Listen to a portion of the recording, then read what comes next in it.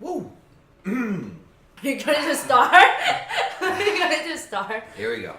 Free China Pod, 14. Number 14. Also unlucky like 13, but unlucky for Taiwanese reasons more than... 14 is not unlucky. Well, it's a 1. This has a 4. Yeah, it's a 4, Abby. 4s are unlucky.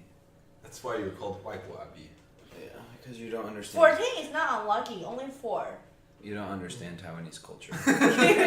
you don't understand either. 4 is unlucky, but 14 is not. 14 is like 7 to 7. 7 plus 7. It's like lucky 7. It's also... And 10 plus Double 4. lucky. What about 10 plus 4? Huh? 10 plus 4. But what if it's 28? Then that's 4 7s. So that's 20, lucky, 28 but it's 4. is lucky. 28 is lucky. That doesn't make any sense. Yeah. All the even numbers are lucky. That also, except 4. That also doesn't make sense. You can ask your Taiwanese friend. Okay. This is all based on nonsense, anyways, for the record. Yeah, true. All right. Because the only reason that it's unlucky is because it sounds like the word death, right? Yeah. Yeah, but like between different dialects of Chinese, the sound is different anyway. Yeah. I guess in Taiwanese, it's the same. He, she. Mm-hmm. It's almost the same pronunciation. Yeah, but what about Cantonese, Abby? I don't speak Cantonese. Okay, I well, know. let me ask you. How about Vietnamese? I don't know. I don't know about Vietnamese. Don't be racist on the pod. How is that racist? I'm asking. It's not racist. I'm We're just asking you about your culture. I'm not Vietnamese. I'm proud of being Taiwanese. Sometimes I wonder about that with your relationship with Shidada. Okay, let's talk about the issue of the day: the concentration camps. Well, I think the real issue of the day is H.W. Bush died. Oh, okay.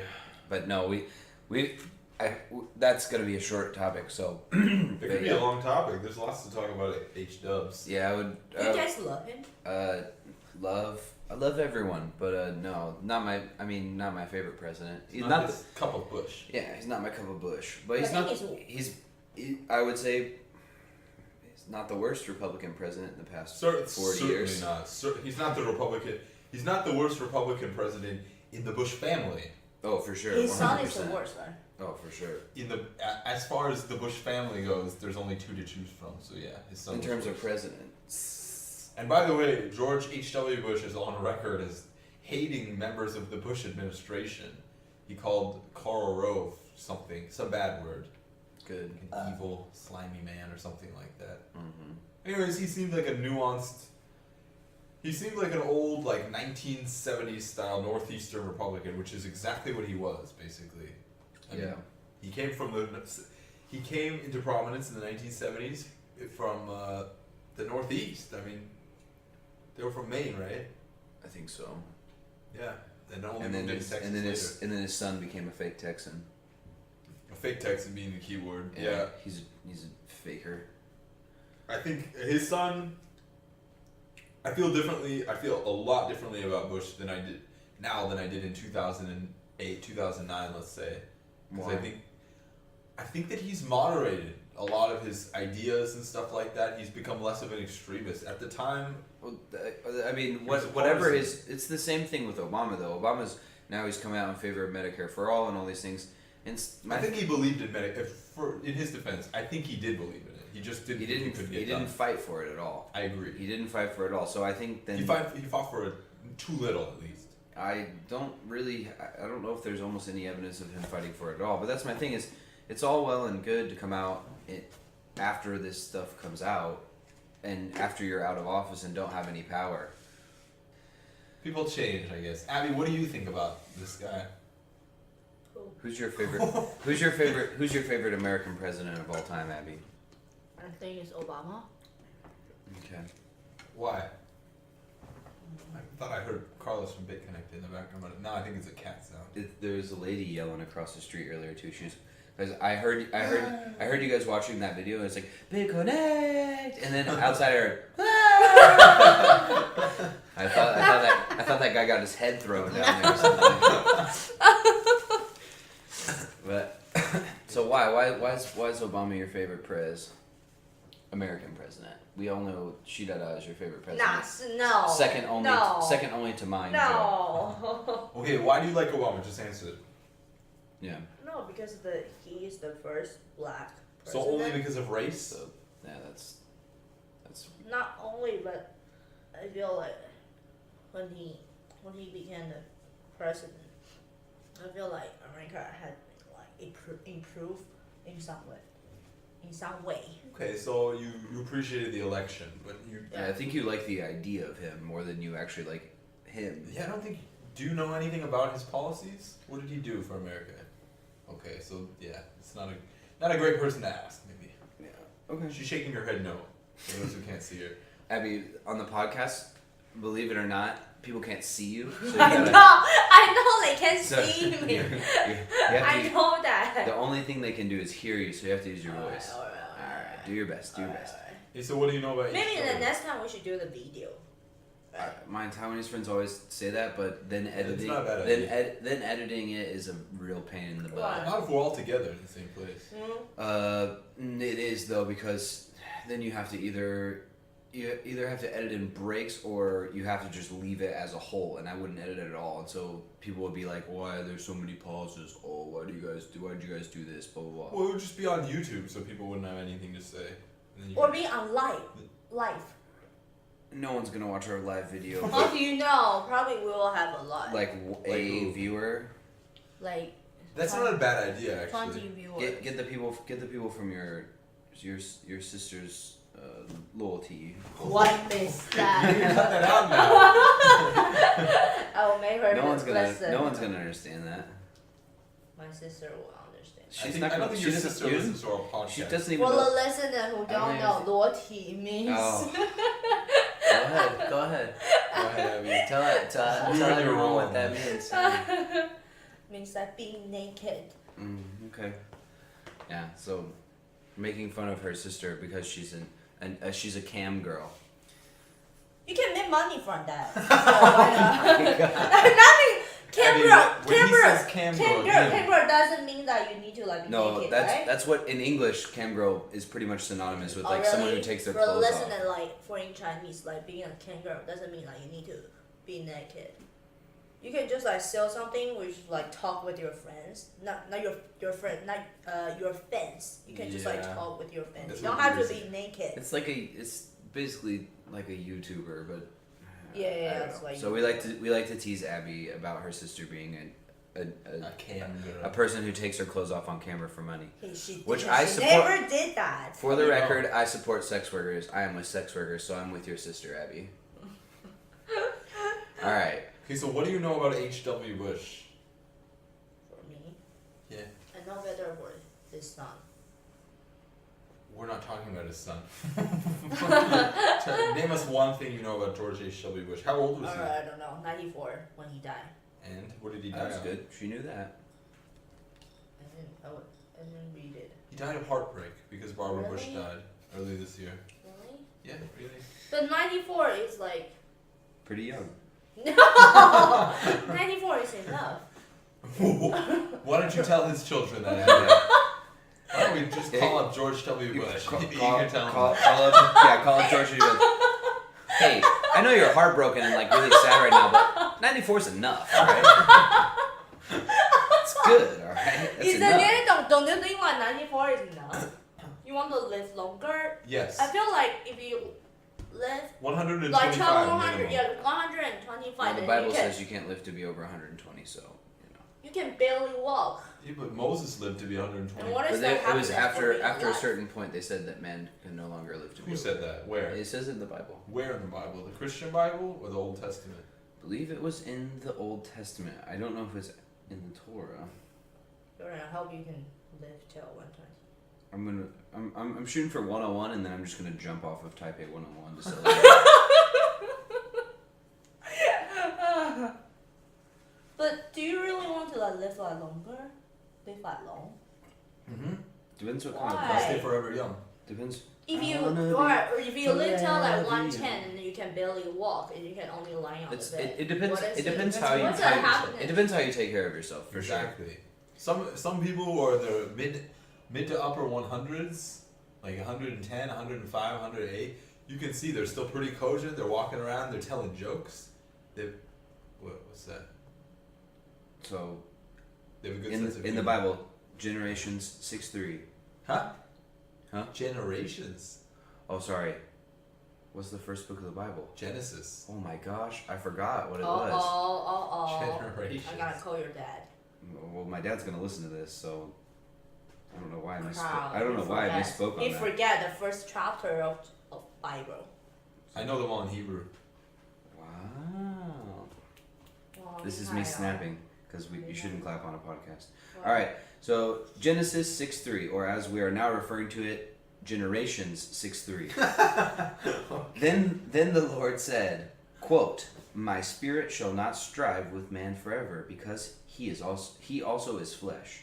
Nevertheless, his days shall be 120 years." End quote. Yeah, but what about Moses? Moses was after Genesis. Moses didn't die until Hey, I'm not the one making The the last rules. one. I didn't. Devarim. I didn't I make don't the know the English. rules. I didn't make the rules. What? The last what? the last. I don't remember the English name of the last book. I just know the Hebrew The last book of the Old Testament? of the Torah. I don't know what the Torah includes, so what is it in Hebrew? Devarim. Don't know, but it's yeah, yeah. There's definitely a number of people who, I mean, Moses, Abraham, all those people lived to be hundreds and hundreds of years old according to the Bible or the Torah.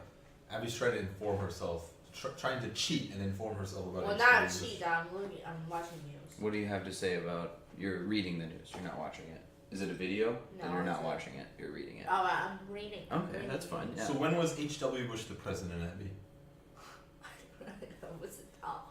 I don't know. Well, I think the election was held in '88, so I guess '89. It's like Okay. he was a 41st, right? I don't know. That I don't know. I just know the years. And he was the his son, president. and his son is 43rd. That's true. What's 43rd? 43rd. Yes, 43rd president. I don't so. know. that's correct. Both those are correct. Anyway, approximately 89 to 93, 88 to 92, depending on if you count Were the. you born then? Were you born then? You're 92, right? Yeah. So I was 90. We were all born. I was 91. Yeah, I was So- born then. I wasn't born when he was elected, but Do you like him? do I like him? No, not in Why not? particular. I was. Do you like him or his son? Okay, I like him. First of all, my views on any president is nuanced. I don't see them. It's not like I like them or I dislike them. I might dislike their policies, except for Trump. I think that he's a monster. But He's just also like a pretty dislikable guy. I didn't like the what do you call it? The Persian Gulf thing in particular. But Yeah. Why did you not like that? why? Because I think I kind of agree with you on this one. There's a lot of people that are saying that he was basically just acting in support of the Saudi regime, essentially, in supporting Kuwait. Kuwait, for the record, why do we support Kuwait? Why do we support any Gulf states? It's not clear what we get from them other than like oil stability and like. Yeah. I mean, it's not like. Especially by this, I mean, that is different from back then, but especially for now, I can't understand why anyone wants to rely on the Gulf states. I mean, we should be pushing more and more towards green technology anyway. There's no reason to have this reliance on oil, and it's a thing that's going to dry up by some point. At least he seemed to at least govern as a relatively moderate person. I also previously I was skeptical about there's no such thing as skeptical about the invasion of Panama, but the more I read about it, it seems like if it was done now under nearly any president, I can't think of a president who would do something differently. Basically. Yeah, that's fair. I couldn't say I like really know enough about it to argue with that. What I read, because I read some stuff about him a few hours ago, just Mhm. to beef up my knowledge. It seems like the United States was sanctioning and really trying to push out the regime of Noriega, who was involved in drug trafficking, and then basically he decided that he was going to shut down the Panama Canal, which basically shuts down like world trade. Yeah. And they're like, this guy is like a horrible dictator who's involved in drug trafficking. Let's just push him out, and that's what took place. Yeah, I'm not really a big fan of regime change, but yeah, sometimes there's. I'm not advocating for regime change in general, but I think in this case, there are worse people there are worse situations where people have been ousted. Yeah, that's definitely fair. And actually, Panama is one of the most vibrant countries in the world now. Yeah. Except for their very loose financial laws. And in the words of Rick Ross, I know Pablo, I know Noriega, the Which real Noriega? the real Noriega. Oh, He owes me 100 favors. That's just according to Rick Ross, though. he owes me a couple too. So. Well, Rick Ross is also a corrections agent, so he's fake news. Big news about it. So quiet. He's What are good. you talking about, He's Abby? got skills. Anywho's'll be. Abby, how do you feel about American cooperation with Gulf states? I will go this. Okay, Gulf states are like the countries in the Gulf of Aden, like Saudi Arabia. Do you consider that a Gulf state? Let's say not. I would consider Saudi Arabia a Where's Gulf Gulf state. States? That's That's exactly. what he's explaining. Yemen, the UAE, Kuwait. Those are Gulf states. Why? Oman, Yeah, I was Why? gonna say Oman's in there. Why? because they on the Gulf of Persia, the Gulf of Aden, whatever. I have a question for you guys. Yeah. You can just keep going. I answered. You go. What's your question? You can look at the map here. Oh. So these are the Gulf states, more or less. Because they. Gold. Because they. Oh, gold, not gold. I thought you said No, gold. not gold states. I thought you said GOLD, gold state. No. Okay, so what's your question, Abby? Now, who's your favorite president so far? Who's my favorite president? Candy?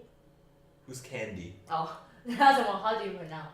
You're saying Kennedy, Oh, but Kennedy. you said Candy. If you want I didn't say candy. I said Kennedy. if you want to be So- safe, I say Kennedy. if you want to be safe, just say JFK. It's the easiest way to say it. I don't know. I don't know if Yeah, I don't like that. I don't like that question. 'cause- Probably Nixon. Why? Yeah, probably Nixon. Yeah. Why? That's a good point. What's the wrong? Because he created the EPA. He also is deeply involved with Deep Throat. Well, which president isn't deeply involved? with that? Okay. Anyway, Um, well, Bill Clinton certainly was. He also passed the Controlled Substances Act, which essentially started the federal war on drugs. Are you talking about? Nixon. Yeah, which makes him even better because the drug war has gone well. Yeah, exactly. I Prevented a generation of Americans from becoming slaves to marijuana. yeah. You don't like Lincoln? Lancome? You're talking about the Lincoln. cosmetics brand? Abria. Abria. Let her say it. Abraham Lincoln. So, One more time. Is that Abraham Lincoln. Abraham Lincoln. Lincoln? Lincoln. It's Lincoln. Oh, No. Lincoln. Abraham Lincoln. Ab- Vampire Hunter. Abraham Lincoln. Have you ever watched that movie? No. Vampire Hunter. I'm proud to say that I have not Me seen too. that fucking movie. Same here. That movie is good. I really like that one. Not from everything that I've heard about it. But, all right. Really? Yeah, there's very little things to dislike about Lincoln except that, I mean, he He could have done things faster, and he was, in some ways, too much of a moderate. But I would say that about almost all presidents. But there's not a ton to hate about him. I don't know about his minutia policy. I mean, pretty much most people know about him is he quote unquote freed the slaves. So that's good. Slavery's bad. I think, And the but war. I think that's pretty What easy. is the war? Civil War. Oh, Civil War. he was also very honest though, and he had a good beard, Yeah. and he was very Fine. tall. Yeah. Tall guy usually When you wins. say that, you mean he? That's looked why Hillary Indonesian. lost. Huh? He looked Indonesian. No. Did you say he's handsome? Because I said no. he's not handsome at all. It's He was not? like a super ugly dude. At least in my opinion. He's just like too thin. He was. No, he just had like He an was. ugly face. He was. He's too not thin. he's not a super handsome But man. he did some good things. Yeah, Appearance but that is doesn't not the make- most important. Yeah, but that doesn't make him matters. handsome. Why are you're treating these presidents like they're potential partners for you? What? They're personality matters. Ugh. Actually. That's how Abby talks about everyone though. Every guy she sees, she's just like, Too skinny. oh, he has long beautiful hair. Ooh, I bet he would make good babies. Why? His beard is very schwa. Why? Yeah, his beard. Oh wow. But they did some. His genetics It are is so They good. did some good things. Yeah, we just said that. Yeah. So Yeah, there's not a Hey, lot how of do you just pronounce again? Abraham Lincoln. Abraham. Abraham Lincoln. 阿比林红花花。 no, hurry up, 快点啊 You already said it, Andy. Is it am I correct? Close enough. Abraham Lincoln. Abraham Lee Ho.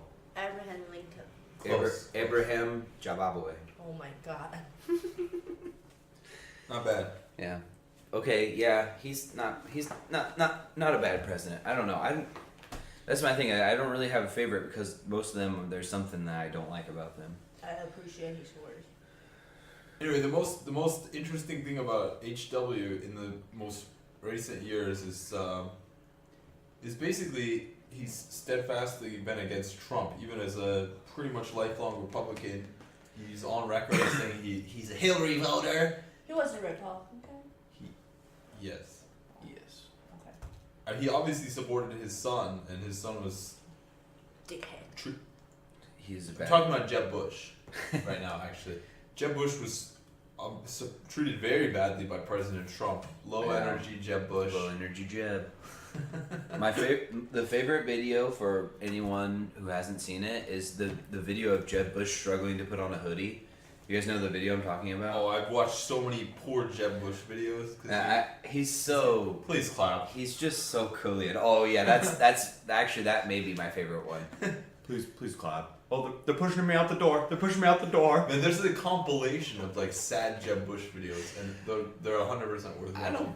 I don't know. Like when you watch that, you're just like, oh, I feel a little bit bad, but then you realize that he's like a rich guy that like has never worked for anything in his life, and then you're like, oh yeah, actually, I don't really care about you. I don't know. I feel like politicians do something, and Some of them do, but a lot of those Republicans do like actively do bad things for the society. it's so. true. But he was a better governor of Florida than Rick Scott. I can say that. That's true. I mean, Rick Scott he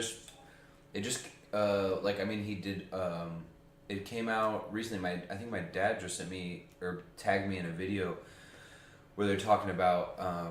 It's from early. It came out I think earlier this month, the beginning of. Oh, not this month. Last month, I guess. Did he lose the Senate race? Did he win or lose? I think he won, but basically he was taking money from voters to put into to funnel to Trump, basically. Okay, well, I hope he. Yeah, it looks like he won. He won, yeah.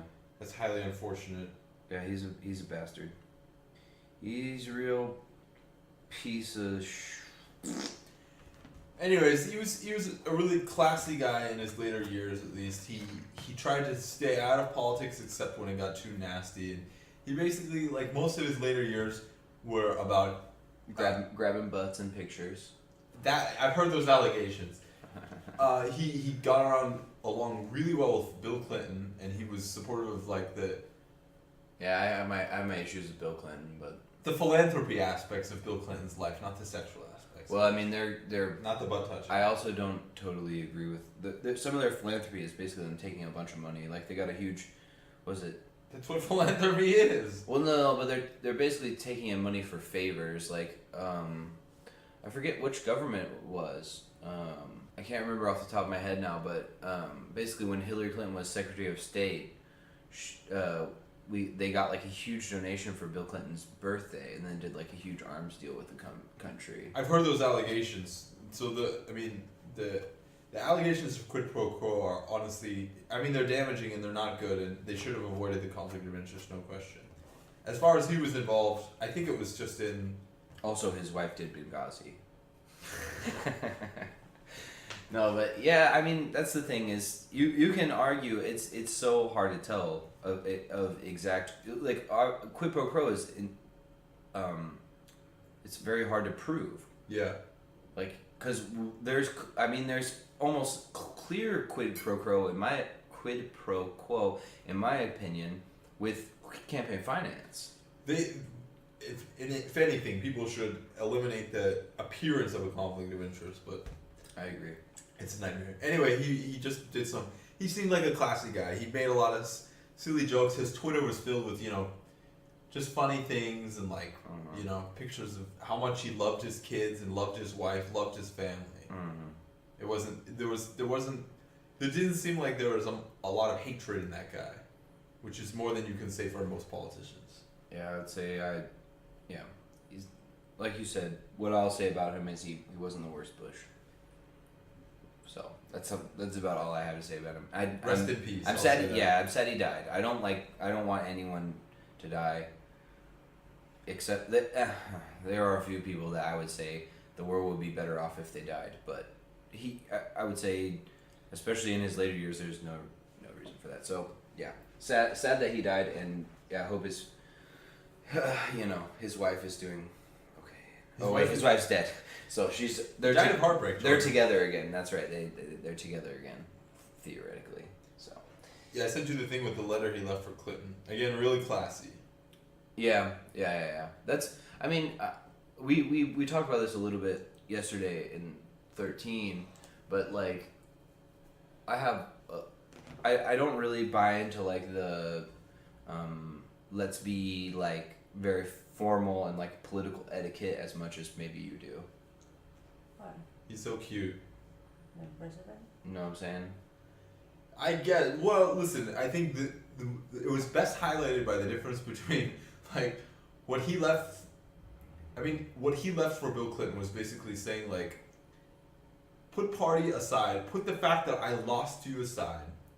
I'm still rooting for you because your success is the country's success. Yeah, it's literally putting country first as opposed to what Donald Trump. That's exactly rhetoric is. right. That is exactly right. And how many people would have the class to do that? Not Donald Trump. Well, not Donald Trump, But not a lot of I think people, Donald obviously. Trump. Yeah, I was gonna say Donald Trump is. I don't know. Maybe not a lot of people. I feel like for presidents, most of them that get in there, they even if they don't necessarily like want to say it or they don't want to be nice, they'll probably be moderately classy. I mean, they're high society individuals, most of them, so they're gonna be more formal. They're gonna be more conciliatory. But then yeah, Trump. I don't know. Trump is kind of an outlier in that. Of course. I mean, what about Carter or Nixon? Well, Nixon was a slime ball. Divorce lawyer. Honestly, I don't know a ton about Carter. He's a peanut farmer. Yeah, he's kind of a hillbilly, but I mean, I don't. That's the thing. I don't know enough. I love hillbillies, by the way. I do. I like hillbilly people. You're not pushing that. But I think Carter's a I don't know. busybody. What I'm saying is I don't know enough about his policies, but I know that he's like still doing a ton of humanitarian work after he left the presidency. He's always like building homes for humanity. You talking about Nixon? Yeah, Nixon was great. Yeah, he's good. Works at the ASPCA and things like that. Well, Nixon's dead, but anyways. Do you guys like Reagan? No. Not particularly. Well, not particularly. No, he started the whole trickle-down economics thing that Republicans still hold on today as a way to keep rich people rich and to keep the poor poor. He did things like expanded the war on drugs. His wife was also involved in that, so no, He wasn't the worst president. I think he was mostly led by other people. I think by the time he was president, he was already kind of losing it. Well, he's also an actor. Like it's the same thing Exactly. as Trump. So that's the thing when Republicans get on these celebrities, these super libtard celebrities, and then they run. Their favorite president is Ronald Reagan. Well, by the way, and maybe they say like Lincoln, but Lincoln actually was a Republican technically, but again political realignments. But go ahead. I watched an interview with Schwarzenegger the other day, and this just proves that the celebrity gap, the understanding in policy. So basically, a lot of people, their view of Schwarzenegger, the Republican governor of California, has moderated from him being a really divisive candidate. I mean, divisive leader basically, who was a very partisan figure, to somebody who now pushes for acceptance of climate change and stuff like that. But basically, I was watching an interview with him and David Axelrod, and the question came up like, what do you think of the prospects? You know, because he's European, for democracy around Europe, because you see the rise of like Viktor Orban, and basically he gave the biggest cop out I've ever heard. He's like, kind of like, let them do things the way they want to do them. You know, you know, this is a conservative reaction. And Yeah. David Axelrod said the exact right thing. He said there's a difference between having a conservative reaction to things like immigration politics and stuff like that, and another thing completely uprooting the institutions, like trying to rig the Supreme Court and destroy the Constitution in these countries who were under authoritarian communism less than 30 years ago. Yeah. And he just didn't seem to get it. It just like went right over his head. And I don't think he's understanding. He's not a political being. That's my point. Yeah. That's my point exactly, man. That's why I think He was just like had to get out of there. He's like, get to the chopper. yeah, man. I used to. Do you know who Arnold Schwarzenegger is, Abby? You can Google him now. You if you saw his face, you know who he is. He's an actor. How do you spell? He's an Indonesian actor. She's excited. You hear how excited she got? 真假Was reading his story. That's okay. It's not important. Stay in the moment. Stay on the podcast. People want to hear your voice. So yeah, he's just like, well, I think. Oh my gosh! I What? didn't mean to search for that. What? Oh no! Search the porn? What did you search? Let's see. Barry, don't look up naughty Here's stuff. Arnold Schwarzenegger, the former governor of California. Oh, I know him. Yeah. He was an actor. He was an actor That's what I before, said. right? Yeah. What happened to him? He's just we were just having a conversation that you weren't involved in apparently. Oh, because I was reading. Yeah. Well, this Let is a me help you. You like him? This is a podcast. No one should be able to read. No. Yeah, nobody can read here. Do Actually. you like him? Not particularly. Yeah, he's not the best. I don't know. So, yeah, Rest in peace. yeah. R.I.P. Bush. All right. So what we were going to talk about originally is The concentration concentration camps In Ningxia. yeah. Yeah. Okay, so Abby thinks that that the world can't do anything. Abby's view is that the concentration camps are bad. You know, I think But everybody. I didn't know the news that they're going to have this in Ningxia. Yeah, because When was the news? Today? Last week? I think this is today. Basically, they're just talking about it right now. So they've seen the success. They basically, I mean, how many Uyghurs are there? I think there's only something like 12 million Uyghurs in China, and the allegations that there are upwards of 1 million. So they've assuming 50% male population, they've taken 20% of the male Uyghur population and put them in a giant camp. Yeah. So yeah, there's going to be a reduced incidence rate of terrorism and stuff like that. They're like, oh, this is so great, you know? Do you know what do they do in the camp? Hold They them. shave their beards. Oh, do they? I assume so. And they basically tell them why their religion is garbage, and that the Communist Party is the protector of their country, and They just like walking in a room, and then like during the daytime they need to like sing or like memorize some words like 康不能佛喜大大. If they can remember or they can memorize, they can recite, and then they can eat. really, Yeah. I haven't heard that. That's absurd.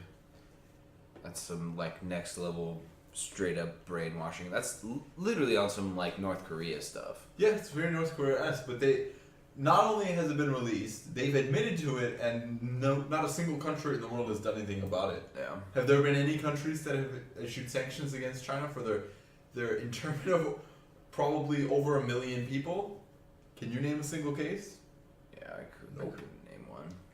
So what I proposed to Abby said there's nothing we can do about it. I said the United States should increase the trade war and make this a part of like a sanctions policy, basically, that until China reforms its human rights regime, then nobody should, at least the United States, should shut them off from the international trade system and stop trading with them. Yeah, and we should encourage our allies to do the same. Well, our allies are all poons, but I Well, agree with you. yeah. I agree with you. But we should. but we can encourage them because the United States has the biggest economy that the face of the earth has ever seen. Man, if they just shut China off of like SWIFT, I mean, you could pretty quickly, if the U.S. really put a mind to it, they could turn that country back into a third world country in a matter of months, maybe a year or two.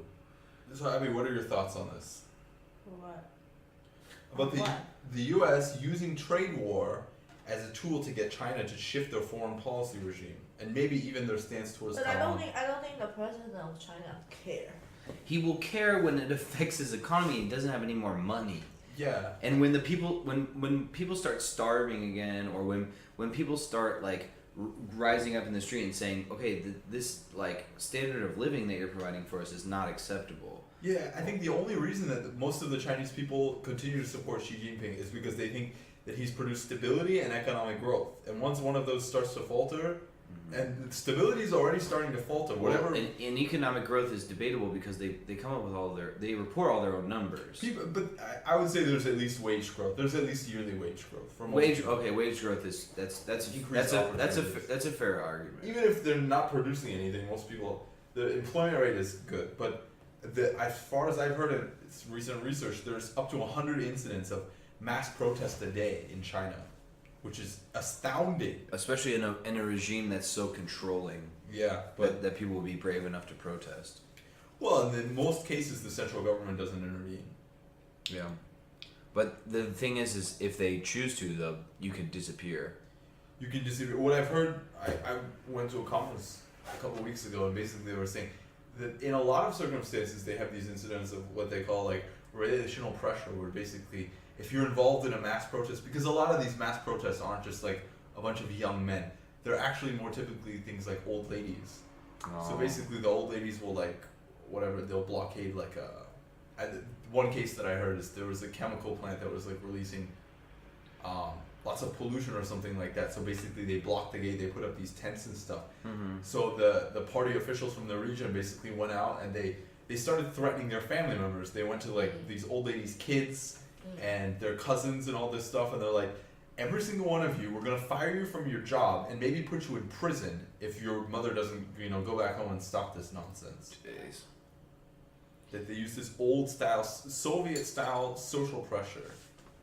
It has the potential to be damaging because in a lot of circumstances, you have one person who's protesting and you start threatening their entire family. People start losing their respect and their positive idea of the central government. Yeah, and when in general, when you govern out of fear, you can control people through fear. But if they see any sort of way to buck that system, or another government comes in and says, oh, we're gonna make this over and we will like protect you, then the people have no loyalty to you. Exactly. You haven't built any sort of relationship. You just said, oh, Yeah, it's just right now. It's just about materialism. yeah, you're not engendering yourself to the population. Yeah, it's definitely about materialism. Because there's no aspects of communism left that they believe in. It's not like the state is like providing for the poor in any meaningful way. The idea of communism would be that the people would have control of. The idea of communism would be that the people would have control of the means of production, but clearly that's not the case in China. It's not. The thing is all these are not actual instances of communism. They're instances of basically just authoritarianism. So exactly. Abby, how would you respond to all of this? I don't know. I feel like you can't do nothing with that. So like, how can you like make him stop? We Of just all we the just things? talked. Yes, we but just I don't talked think about. like. The biggest thing I think that And drives. also they has the have you ever read the news that recently they just like kidnapped 3 like Chinese, but they got an American passport. Well, they've been In China? Like in China because the father he worked for Chinese government before, and then I think like he did some bribe or like he got lots of money from the bank, and then he just like moved to America, and then his family just like got back to China recently to see their grandmother or something, and then they just like kidnapped them and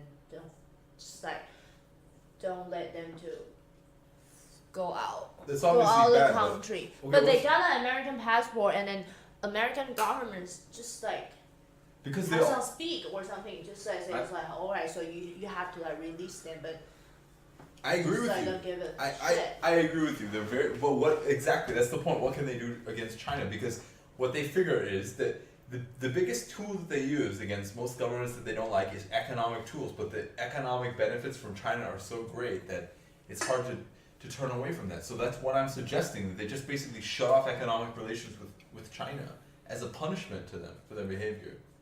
Yeah. So why, you're saying that wouldn't have an effect? Hello? Abby? I'm thinking. I think that the only thing that provides stability there, the only thing is continued economic growth. And if you cut off that economic growth, if you threaten that economic growth, you threaten the stability of China, you threaten the strength of the Communist Party there. But they can still work with Southeast Asia and just like don't work economy with America. Abby, 20% plus of their economy is with the United States. But United States needs China too, right? The United States, Not necessarily. the They need a factory over there and they need all the laborers and the proportion of American trade the proportion of American imports, okay, and exports that come from China is a much smaller proportion of the U.S. economy than it is of the Chinese economy. So in the event of a full, let's say a full trade, an embargo, a complete severance of the economic relationship, it would hurt China at least twice as badly as it would hurt the United States. But not only that, the United States is a democratic economy, and if they wanted to hurt China and they were willing to sacrifice economically, that would be the case. But the Chinese people don't get that to make that decision.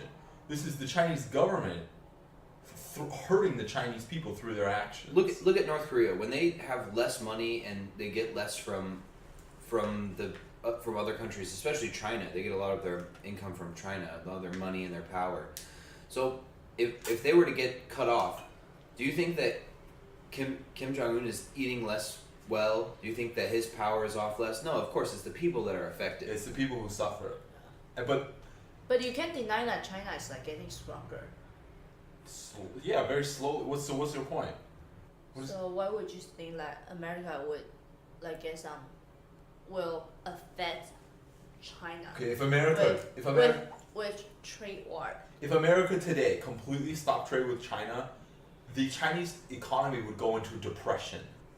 Not to mention, if America pushed its allies, and even say 20% of them agreed, that would push it even more. That would, yeah. But America, even without them, with them, it Even would with push them that's what I'm into a saying. massive Even depression. without them, but if you push people through like government bodies or like even through the UN and you get partial compliance, Let's just say with that, the EU and Australia alone. The EU, Australia, Canada, and maybe Japan. I don't know why I feel like China America would is like implode. getting weak. This is a feeling you have, but it's not based on reality, Yeah. Andy. What evidence do you have for any of that? Yeah, look at the trade numbers. They're America loses in terms of trade imbalance in certain respects, but it's completely unbalanced. Like China represents a much smaller portion of American trade with the world than America represents of Chinese trade with the world. Yeah. All of Chinese stuff that they export to Southeast Asia, is low value garbage. They export things like can openers and shoes and stuff like that. Yeah, That's not enough to drive their economy. The real money is made by exporting iPhones and Xbox Ones, cell phones, high technology. yeah. That's the shit that the United States imports. If they cut that off, But United States needs that too, right? But we They don't- can find other avenues, and more, a lot of those jobs are leaving China anyway. it's true. Because it's cheaper to manufacture in these Southeast Asian countries where they have less and less regulation. Because like we were saying, China is developing in some ways, and the people are going to demand a higher and higher standard of living. And if the Chinese government can't supply that, then they're going to have a lot of problems. And if we pull our money out of that, then it's going to happen a lot faster. But it's also a difference of exports versus imports. Yeah. The stuff Chinese trade with America, for the American perspective, mostly what they get is imports from China. So the cost of iPhone goes up 20%. Let's say they start manufacturing it in Japan or Taiwan even. Okay. Even if they manufacture in a Southeast Asian country, the price may not even actually change, except for briefly when they're doing that switchover. Sure. So there's a difference between the costs going up on imported goods versus China. China makes their money from exports. So what happens when you cut off the exports? Those factories close. Yeah, People are out of lose jobs. their jobs. Yeah. 25% of the Chinese economy, more than likely, would evaporate. So you're looking at, let's say, 25% unemployment rates. You think people are gonna be like, yeah, the Communist Party's great. You know, we need to keep having these concentration camps. They're doing so well. Mm-hmm. And now it's worth it to take a 25% hit in our employment rate to keep these fucking ridiculous re-education camps open. Exactly. Concentration camps.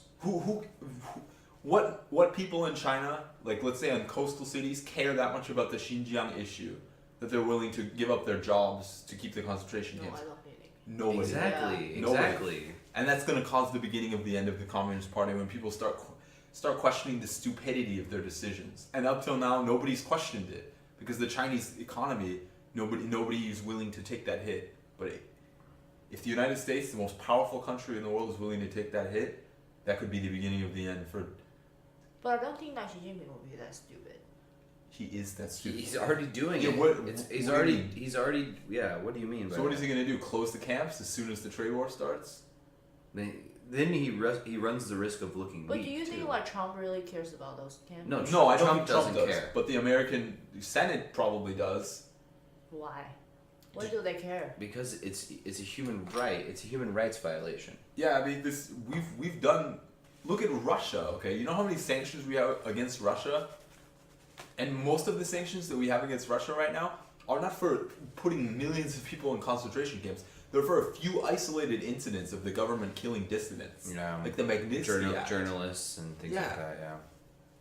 When you talk about the difference between a few killed journalists and putting millions of people in concentration camps, I mean the United States Congress has more than enough ammo if they would buck up to basically shut down the Chinese economy. Yeah.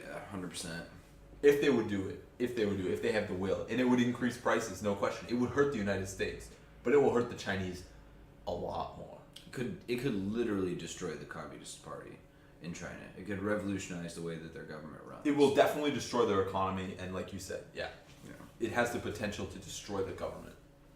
Which is good because their government's shit because they're doing things like opening concentration camps.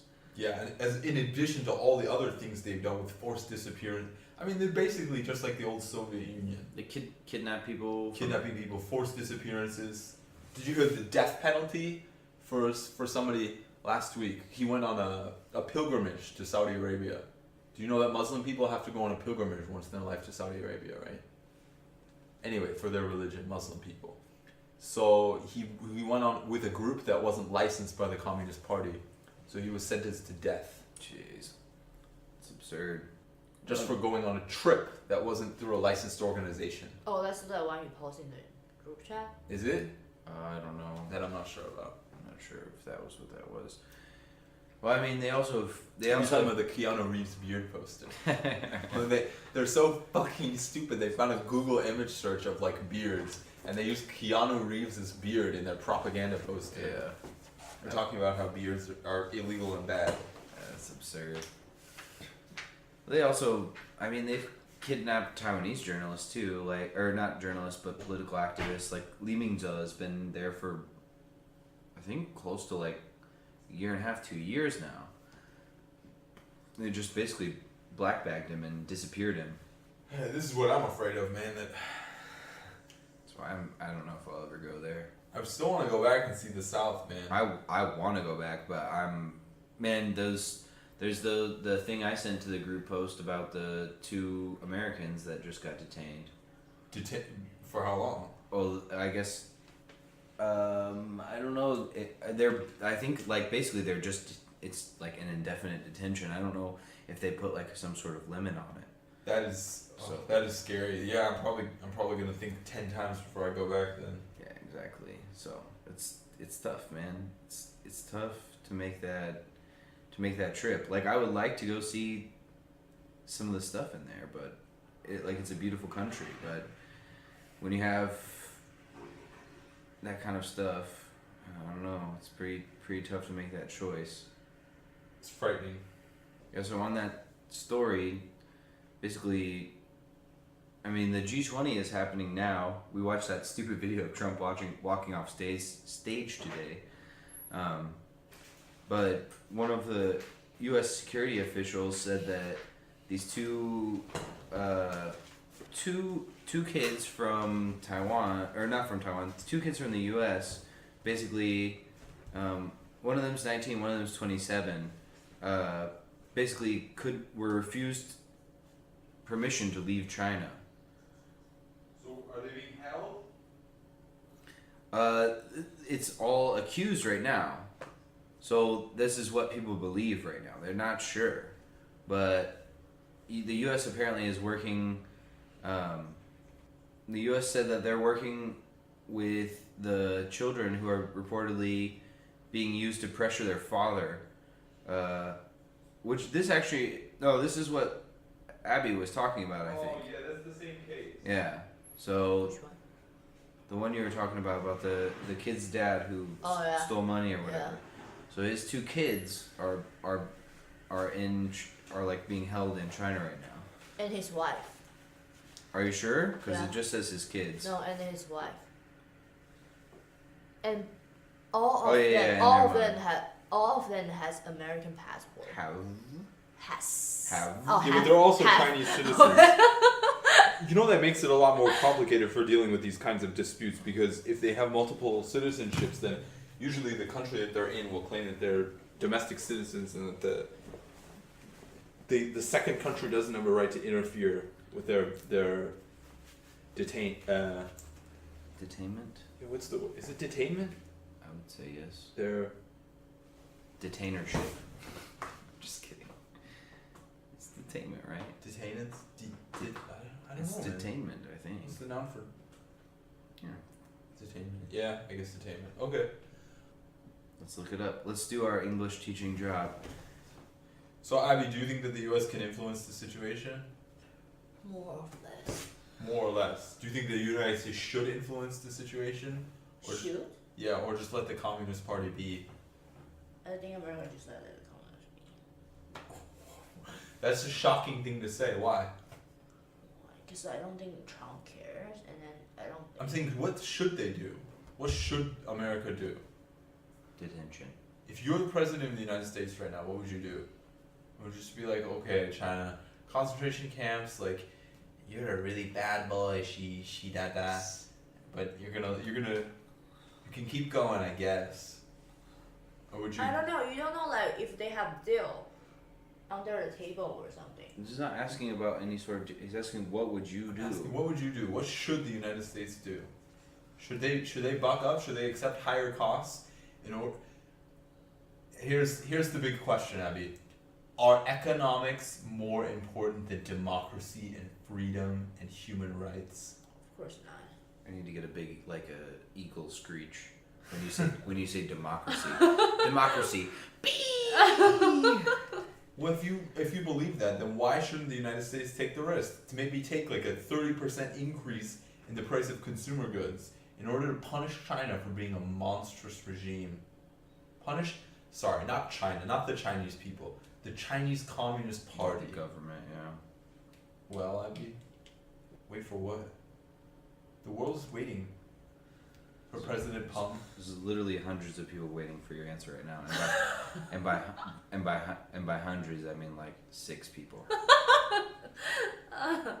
Why? so What did you ask? do I really need to say it again? So what should I do? She wasn't listening. If you I'm believe talking to my sister. if you believe that economics It's not are important. not as important as democracy, So freedom, and human rights. Every time you say democracy from now on, I'm just Democracy. gonna play that. Wait, one more time. No. Then I'm sorry. What did you say? Democracy. All right, go ahead. then shouldn't the United States be willing to take some economic hit in order to push against the communist, corrupt, totalitarian regime in Beijing? So you've changed your mind. It only took 10 seconds. You're like one of my students. I had an argument with her about the drug war. It took like 15 seconds, and I flipped her complete opinion on it. Wait, did you actually change your mind, or just saying that so you don't have to argue?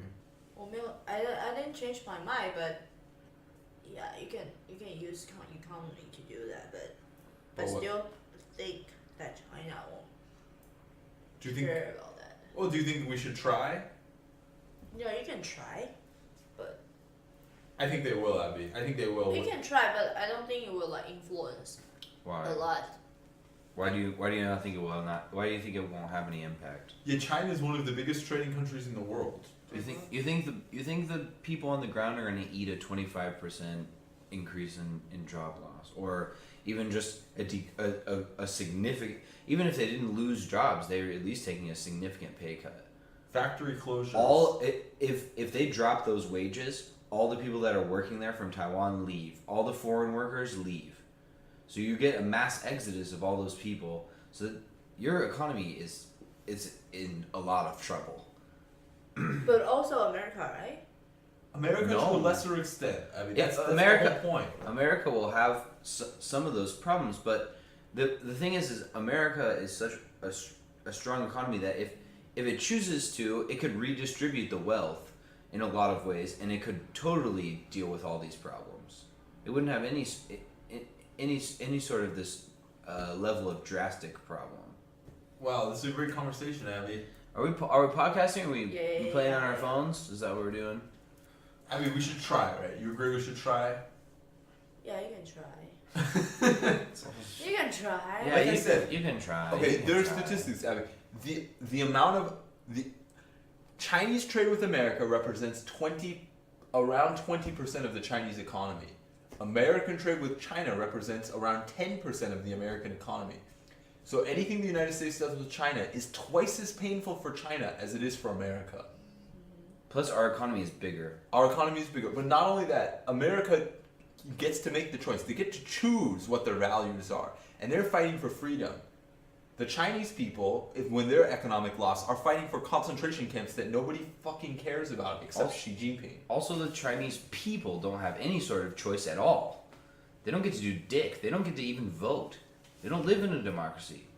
It's all top down. Yeah, it's decided for them. So do you think they're gonna? I mean, we live in. I think the U.S. is an oligarchy, so it's not fair to say we have exactly direct democracy, but it's much better than it is in China. You know what I'm saying, Abby? Do you like democracy? Yeah. Do you love democracy? Yeah. Yeah. Do you love democracy? Yes.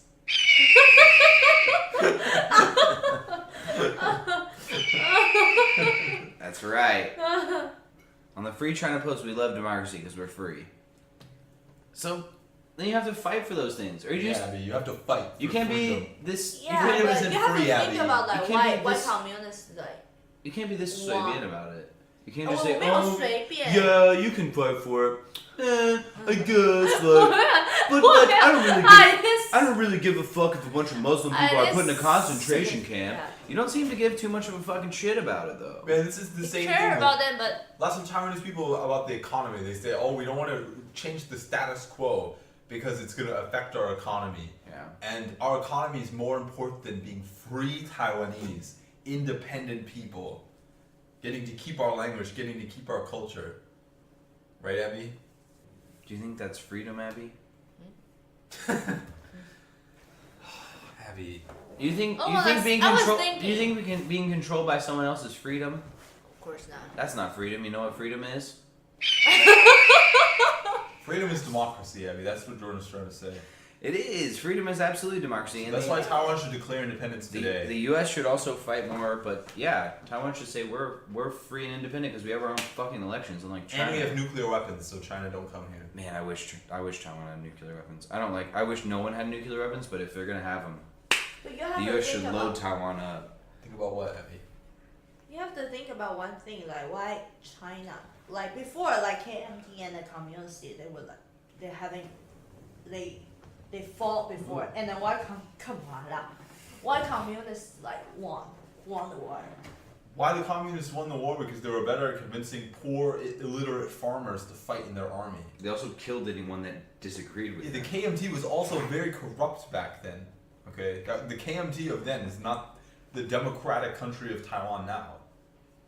Taiwan is not, as much as you hate that, Taiwan is not a KMT country. It's a democratic country. That's right. So what's your point? But back then, KMT like represent democracy. No, not really. Representative. It was a dictatorship. military dictatorship. That's not anywhere near the same as It was democracy. in the midst of a civil war too. So what? Doesn't really count. What's your point? Are you trying to say that communism is better than democracy? No, I didn't say that. It's just I feel like we need to like, think about the question of why. Like No, that's a pretty easy answer. communists? Why what? Is it communist? Why the Communists. communists won the civil war? Yeah. Because they were better at convincing a little. Why they want and then why it's still working right now? It wasn't, but it's not working that well. First of all, it's not even a communist country right now. It's a dictatorship, and it's a capitalist dictatorship. It's Yeah. essentially Russia, It's not. except bigger. It's not real communism. The only reason they're doing so well now is because they have a shitload of people in their own little internal market. India has equivalent rates of growth, and India is a democracy. Yeah, and India has its own problems, but you can make a country that has great economic growth. If I run a country and I'm a king and I control everyone and everyone listens to me and I have control of the military, I can have 0% unemployment because I have slavery, and I could have insane economic growth because people work for free. That doesn't mean that the country is good. Just because the economy is growing doesn't mean it's good or it's good for the people. There's fucking concentration camps in this country, Abby. I know. If you're not going to defend concentration camps, then don't defend the party.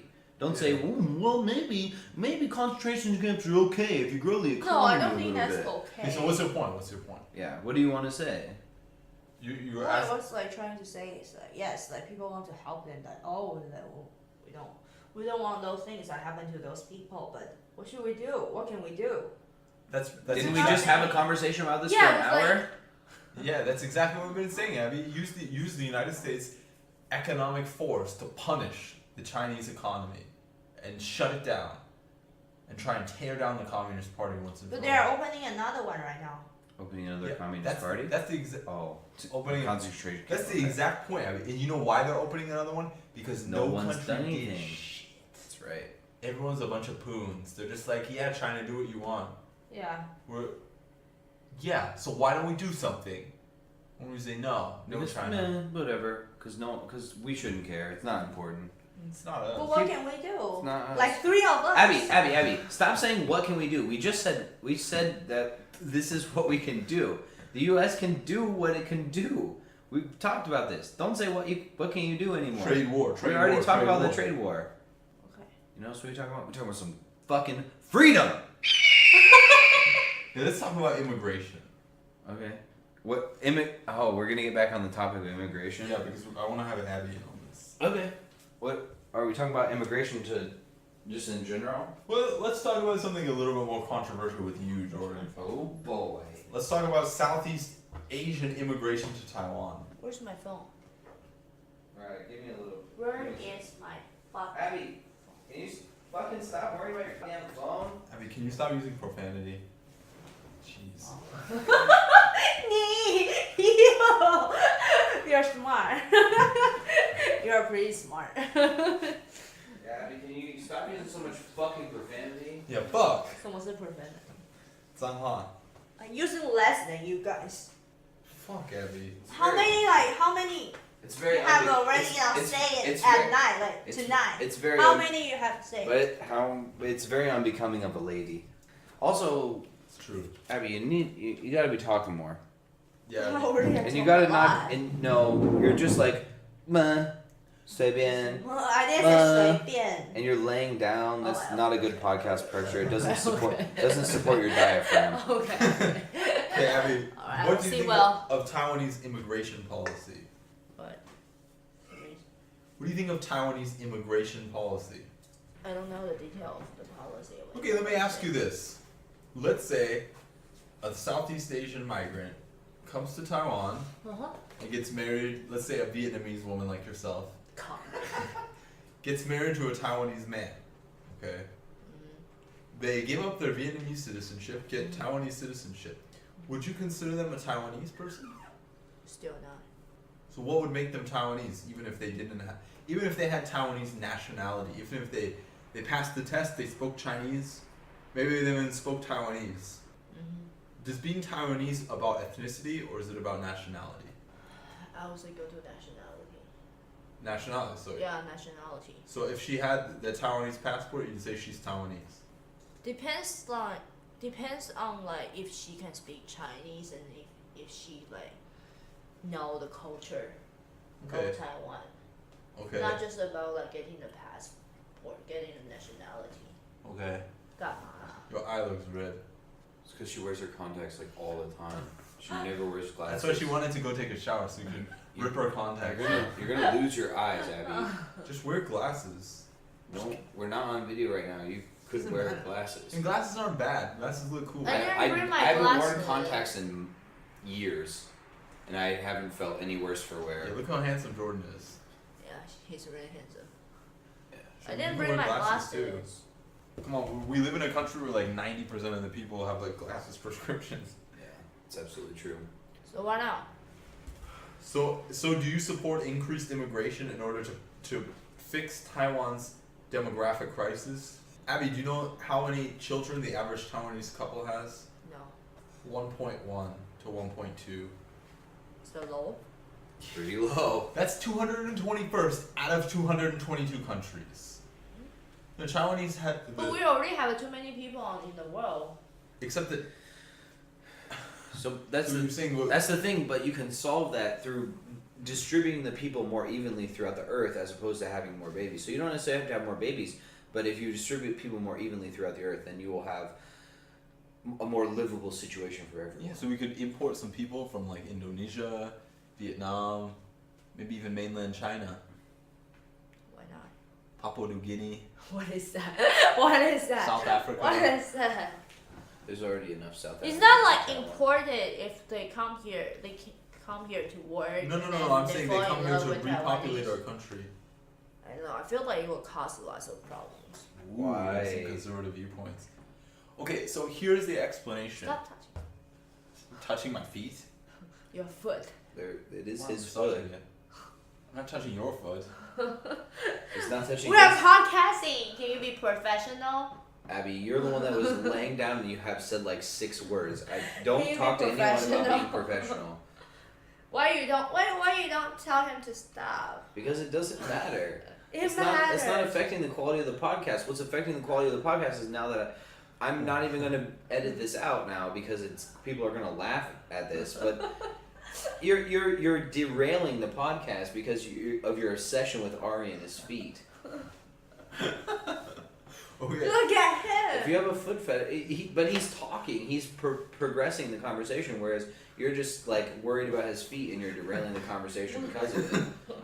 If you have a problem with it, just don't look at Ari. Alright, I don't want to. I'm not gonna look at you. You say that while you're looking at me. I'm not gonna look. Ari, I'm not gonna look at you. For everyone that can't tell, I'm looking at Ari right now. Okay, so here's the argument. If the demographic rates decrease too rapidly, basically there tends to be a demographic crisis where typically older people get more government support. Abby, do you recognize that most old people in Taiwan get money from the government? No? No, Most retired people get money from the government. True or false? true. Okay, I don't know how that's not governmental support. Most older people also get a lot more support from the Taiwanese public health care system. True or false? True. So older people are a bigger burden on the tax system. Okay, they cost more money. In order to pay for those older people using more government services, there needs to. You need to have more young people. That's to exactly pay right. for it. That's what he's exactly saying. right. Yeah, that's but what you he's know, saying. like it's going to get big rocks soon. That's why there need to be more people paying into the tax system. That's my entire point. If you want demographic decline, then you've got to want it slowly, not like a huge demographic like drop off like Taiwan has had. So how do you solve that problem, Abby? Is it with immigration? Is it with the banning of condoms? Encourage people to have more kids. Yeah, we already have that, except in most Taiwanese cities. Or you have more, like better economies. If you can, because like lots of people say they don't want to give birth to The Taiwanese. kids because like they can afford it. Yeah, that's a cop out. The problem is the Taiwanese economy has been growing for years. The Taiwanese economy is getting better. Okay, I have a qualm with that. But The still economy lots has of been going, people- but wages haven't been increasing. Yes, true. This is my second point to that. Exactly the same as America. America and Taiwan are parallel in this sense. Economy getting better. Trump bragging about the economy. Tsai Ing-wen could be bragging about the economy. What you need to do after you grow the economy, or while you grow the economy, is to redistribute the wealth. You need to say, okay, CEO, you can only make 100 times what your lowest paid employee is, or 50 times, or whatever you decide that is. I think it's better to just increase the upper marginal tax rates than like okay, that's fine. wage That's discrepancies. But that So doesn't make the lower people, if you, at the same time as that you raise minimum wage, okay. Raise minimum wage I think is adequate. I think most economists would agree with that even. And raising the upper marginal tax rate. So basically I'm 100% on board with that, but if you don't both. you have to do both. Because Both if are good if you don't do them simultaneously, what you do is you tax the rich more, and so they're going to try to take more and more of that wage cut. Okay, so what do you think of those two proposals, Abby? Would you agree with those for Taiwan? Increase the minimum wage, tax increases for the rich people more. Yeah, I agree with that. Okay, so like the richest people in Taiwan, let's say, I don't know what their tax rate is now, but let's say increase it to 50%. And this is Why? I don't think they would take it.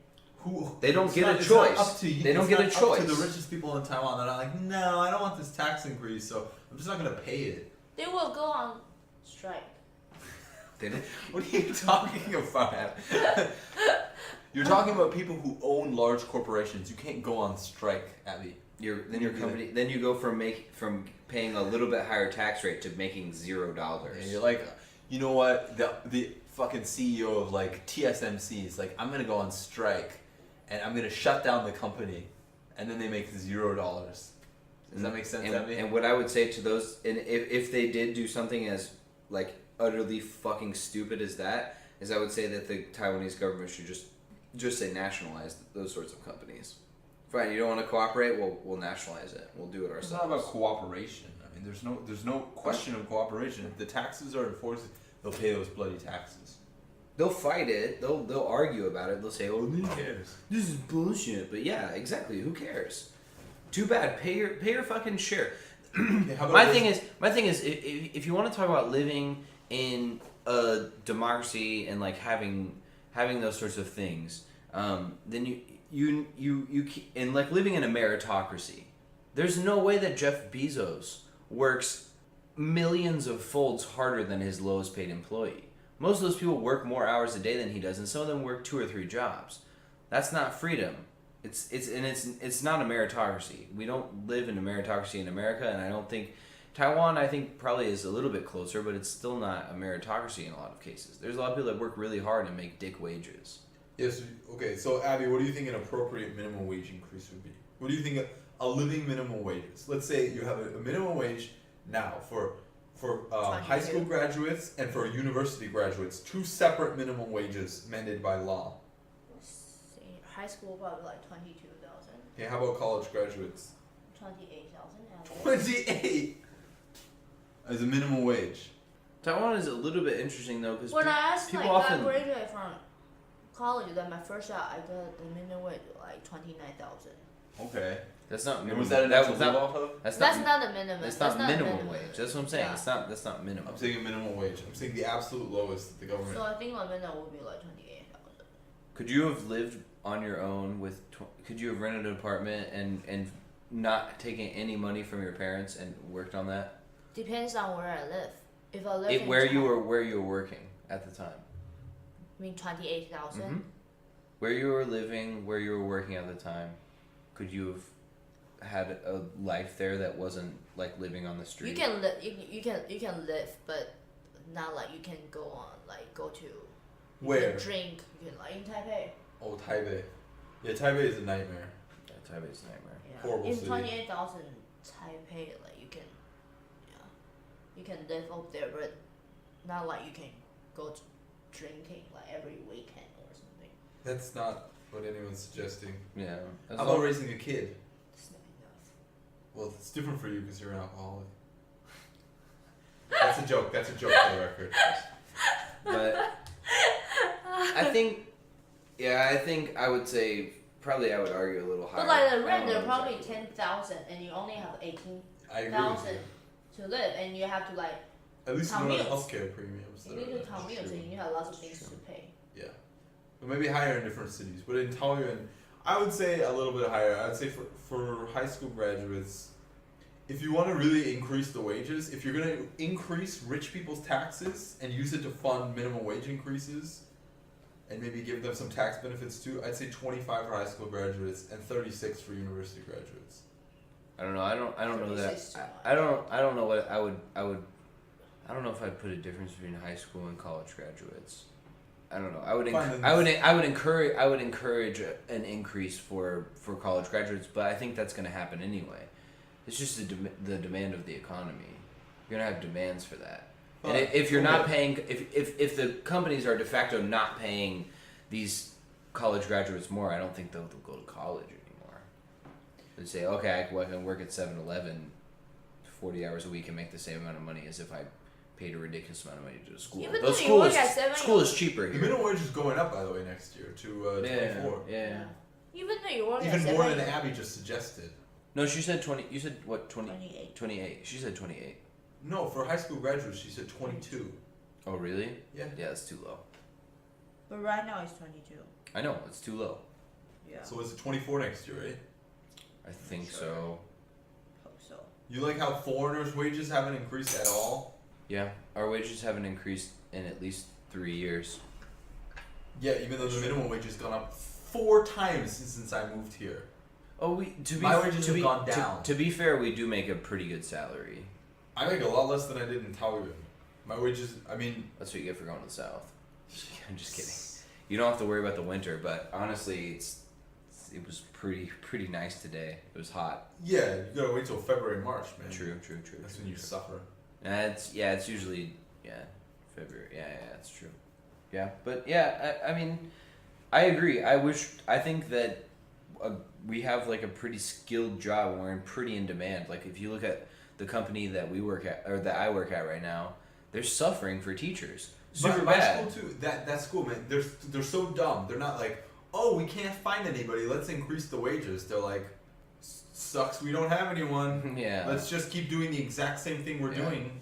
They're so fucking greedy. They're like, we'd rather have nobody than pay like 10% more. Well, it's the same thing with my company. I mean, look at the boss that I have. Like he has a Lamborghini and like a Ferrari, and then at the same time, like he won't increase wages, like won't increase benefits. No, he cuts wages. Also for local workers. doesn't even look for like good teachers. He also he treats not necessarily him directly, but through the policies that they make at this company, which he oversees, they treat their Taiwanese teachers like absolute fucking garbage, man. Yeah.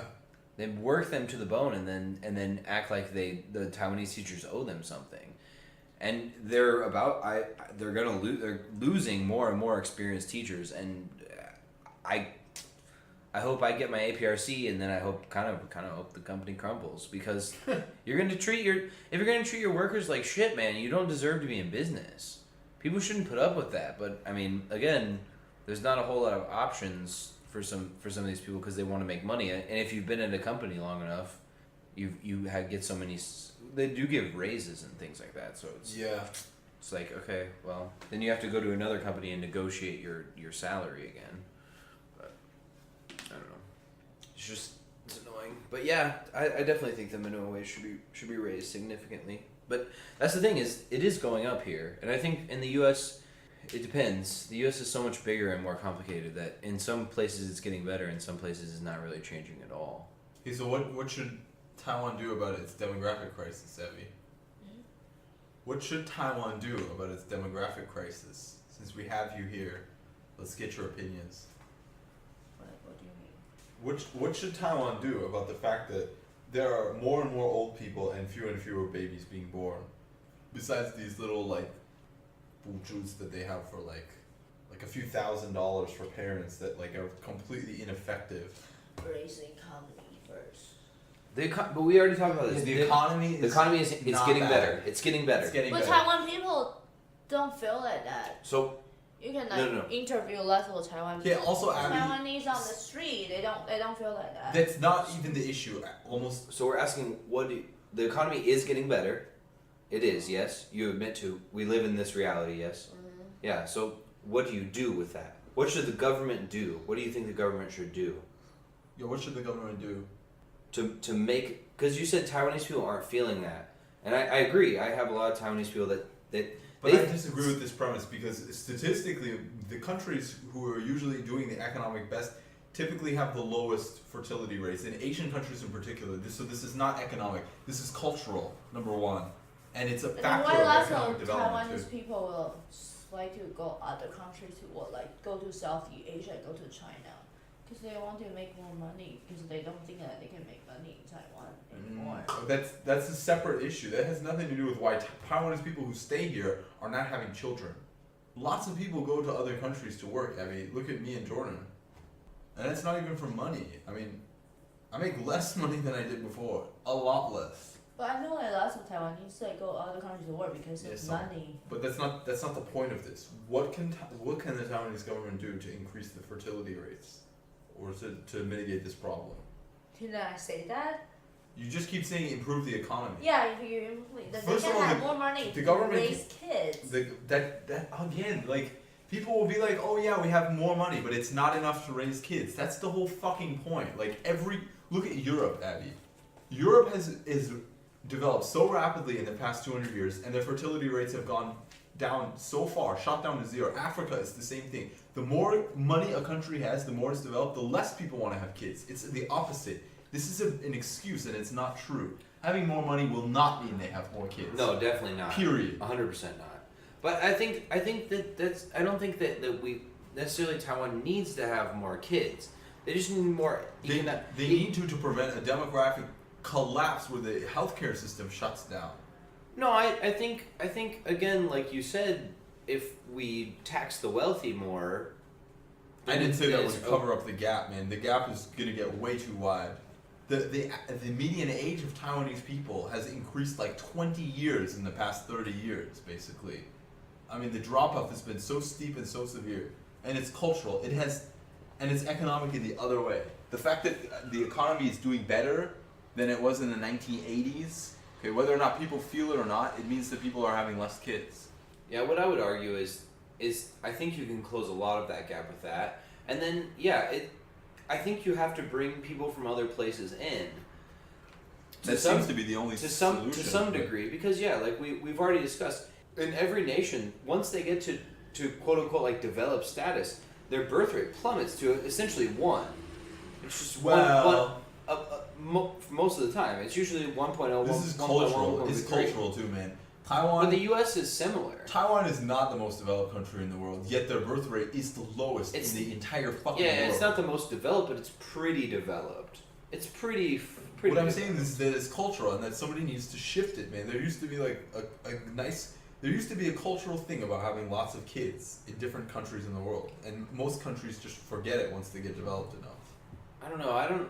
I'm not super on board with the need to have a ton of kids. I mean, You need to have at least enough kids to maintain the population, or you're gonna have economic collapse. And taxing rich people. But you already said it's 1.1, so that would theoretically maintain the population. No, 2 is maintenance. Oh yeah, that's true. That's true. 1 means your population is gonna half every generation. That's true. You're right. Yeah. So The United States is not even at maintenance. The United States is at 1.76 the last time I checked. I think a lot of modern countries are not. Yeah, but Taiwan is one of the lowest. Taiwan in is the world. it's almost the lowest in the whole entire world. Yeah, it's very true. But, I mean, what do you think has changed culturally? Not economically. What do you think has changed culturally in the last few years that caused this? 'Cause your parents had 3 kids. How many kids do you plan to have, Abby? No, 0. Let's say I think Abby's argument is that it's economic. it's not economic though, and like the international data bears that out like 150 times over. What do you mean though?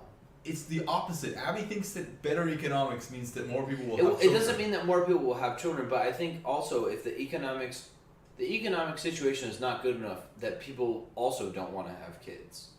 I think it's unrelated, and I think it's misunderstood, the relationship. I think it maybe is a cultural thing, not to the degree that it's Taiwanese cultural. It's just the culture of, okay, like we're more quote unquote woke now, and I don't want to live in squalor because I have 2 kids as opposed to having 0 or 1 that I can support and live very comfortably. I think it's a cultural the idea of just like living more comfortably, which I think people should live comfortably. I think it's different. I think it's mixed. I know what you're saying, but I think it's selfishness more than anything.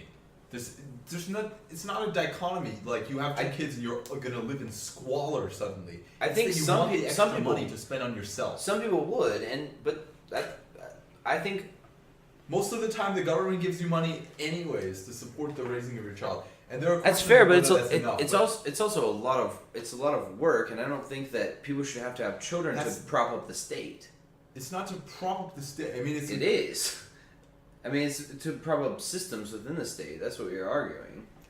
I'm saying that it's a cultural good to at least have enough kids to maintain so not only the state, but for your culture, for your people, for your family, for fuck's sake, for the perpetuity of your name. I mean, that's been a human good as old as humanity itself, man. I guess I don't know. I just don't think that any of that's important, and I mean, personally, I don't really want to have kids. Yeah, but that's And you can say that that's selfish, but okay, fine, then I'm selfish. But if everyone is selfish, then people will stop paying taxes, then people will start killing their neighbors. Like, no, because that's I not don't something want to that- have kids, but I'm fine with paying taxes. Fine with paying my fair share of taxes, and if I make a shitload of money, I think that I should pay higher taxes. But that doesn't mean that like I want to have kids. It's not to say that every couple has to have kids, but it's saying that the majority of people do need to have kids if you want to keep humanity as a race on this planet. No, I disagree. That's a fact. Of course, some people have to have kids. The majority. But we have a lot of people, and the population is ever growing. So I don't. We have more people that have ever lived on this planet before. So I don't think that it's an argument growth that. rates are it's free fall. Basically. But it doesn't. But that's. I think that's okay because it doesn't matter. We don't need that many people on the planet. I agree that like we need to learn how to distribute these people more and how to deal with these sorts of issues. You say distribute people, but people are not like economic cogs. It's not like there's 7.2 like fertility rate in Congo, so we're just going to like truck over some I know. Congolese. Yeah, people. I know. That's the thing it becomes a very complicated thing. But you also can't legislate that people have kids. That's not what I'm saying at all. That's not. I'm asking Abby, if not immigration, then what's a better solution? I'm not suggesting that. I know you're. Legislate I'm not the trying to put words in your mouth and say that you're. I know you're not suggesting that. I know also you're think not that suggesting that. the large amounts of support for people who have children tends to get the poorest people in the country to have the most children instead of just average people who will give the children a nice life.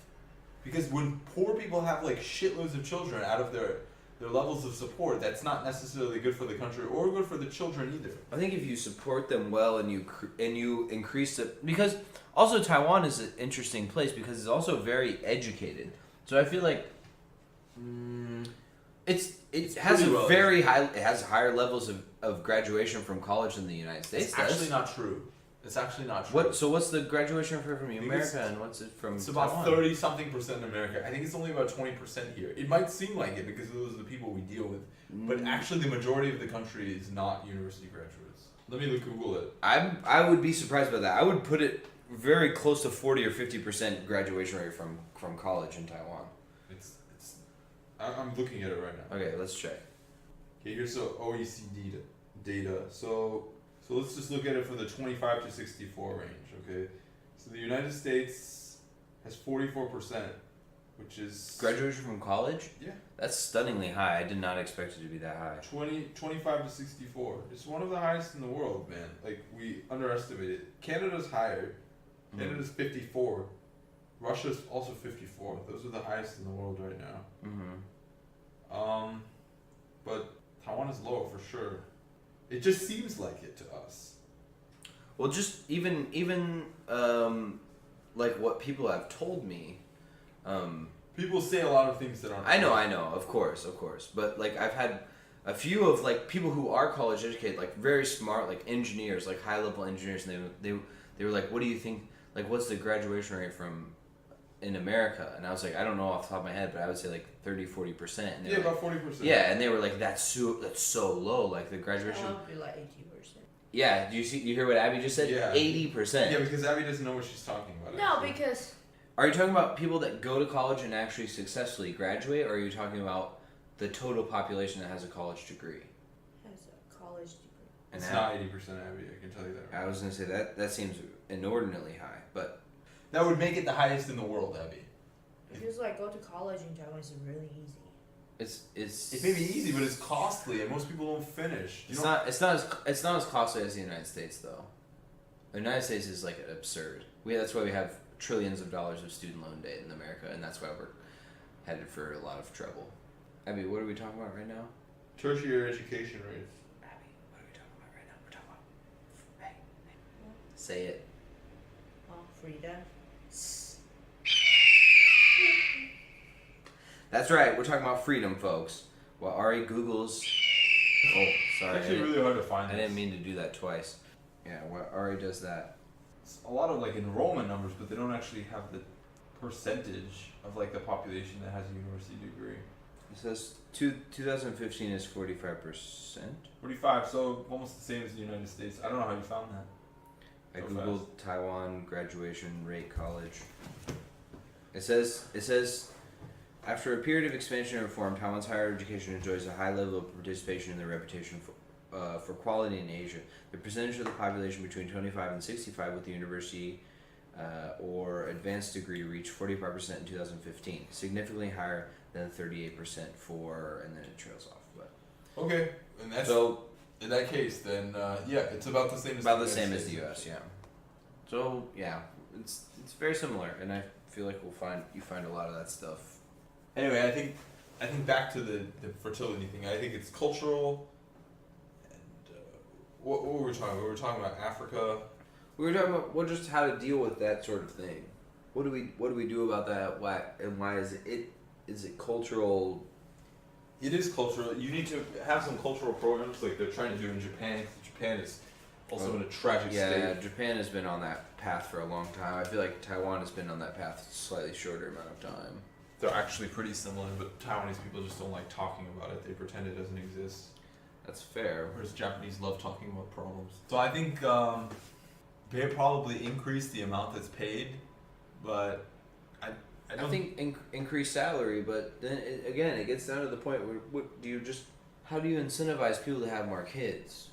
lower the cost of having kids first of all, make it a free medical thing.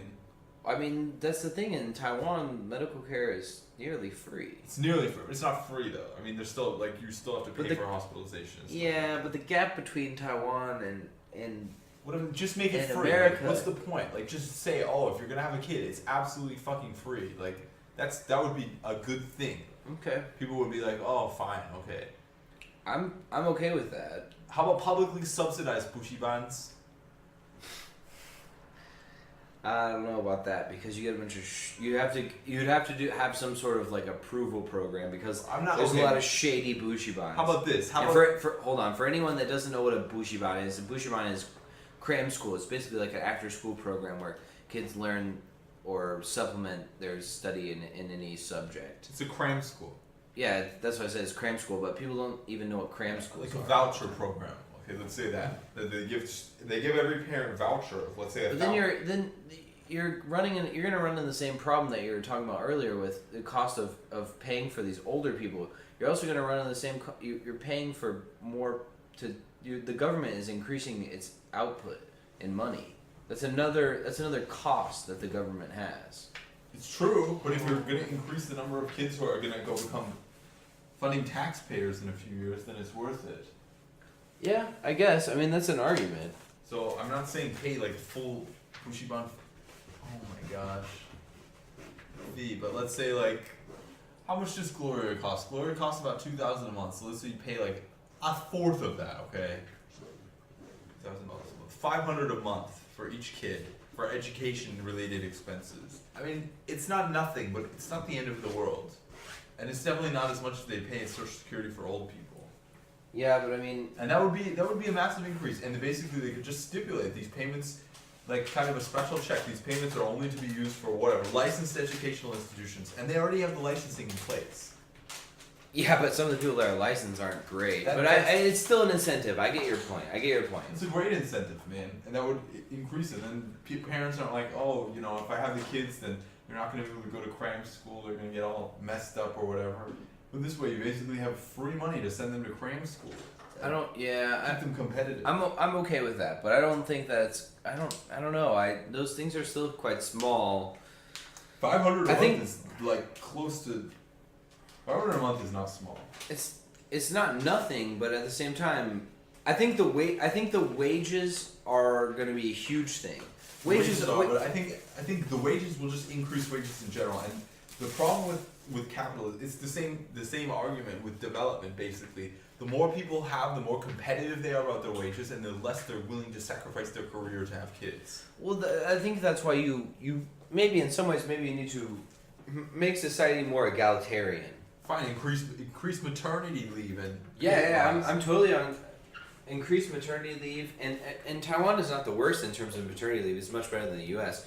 And maybe increase paternity leave, and just I don't know, just make society more equitable, and you could even argue more. More what? Yeah, basically I would just say like more. I would say more equal. The more you equalize out those sorts of pays, and you make people at the top, the people at the top get less, and the people at the bottom get more, and you make it more based on the work that you do, then that makes that will maybe incentivize people more. But I'm not averse to the problems or the policies that you're putting forward, like free care for mothers in the hospital. That's absolutely okay with me. Abby, what do you think about that? Hello? Abby, this is like the worst podcasting etiquette. You walked away from the mic, you turned your back to the mic, you're playing on your cell phone, and you're mumbling to the wall.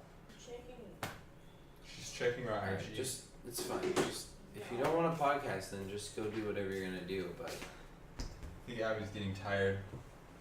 She can't handle all this intellectual stimulation, all these tough questions.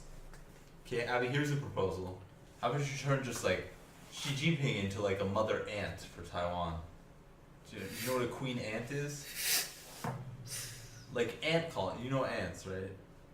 In the ant colony, there's like one ant that produces all the babies, more or less. So you just turn Xi Jinping into the queen ant, and he just becomes the father of the new race of the Taiwanese people. So that every Taiwanese woman just goes to Xi Jinping and gets impregnated by him. So he becomes the father of all the new children in Taiwan. And then you can just have all the babies look like Xi Jinping and have Xi Jinping's brains. and it'll work for Taiwan too, because they'll all hate him because they'll be bastard children. That's true. What do you think of that proposal, Abby? See, take a look. See, like, here's the little ants and here's the queen ant. So he would be like the king ant. Yeah, the king ant. It's It's gross. gross. I mean, I thought you liked him. I thought he was look at the size of that. Do you think that maybe Xi Jinping believes in like maybe he believes in freedom? The size of that. So what do you think? This is you, and here's Xi I Jinping. say that is gross. What's gross? The queen ant or the idea? The idea. Why? Why do people do that? Why would people do that to keep the Taiwanese population up? Wow, this is a really fruitful discussion. Why? Why? Why? Why? What? Why? Classy. Really classy. You're basically the opposite of George H.W. Bush. You know why, Abby? Because of freedom. She's lost her sense of humor. Yeah, she's completely devolved into not even having any sort of discussion at all. Oh. All right. So, is there anything else that's happened in the news? So we can come back to this discussion later when Abby feels like actually talking. Abby's just getting ready for bed now. Yeah. Claire McCaskill lost. That was a while ago. Man, I don't know. Like, I had a lot of very progressive friends in Missouri talking about we need to vote for her because she's better than the Republican, which is absolutely true. But I think that people need to get more upset with those people and say, can you run like a Democrat that's like electable? The same thing with running Hillary.